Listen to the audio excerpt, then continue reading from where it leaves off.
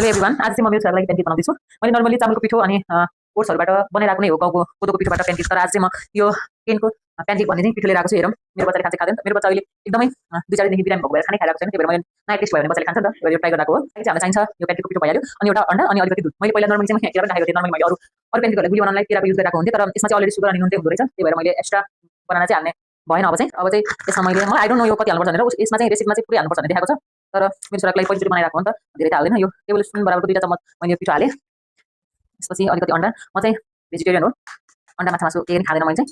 तर अब के गर्नु, त्यसको लागि बनाउनै पर्छ। मलाई नर्मली अन्डा फोड्ने ढङ्ग पनि थिएन, अलिअलि आइरहेको छ। त्यसपछि अलिकति मैले राखेँ दुध, अलिकति हालौँ न।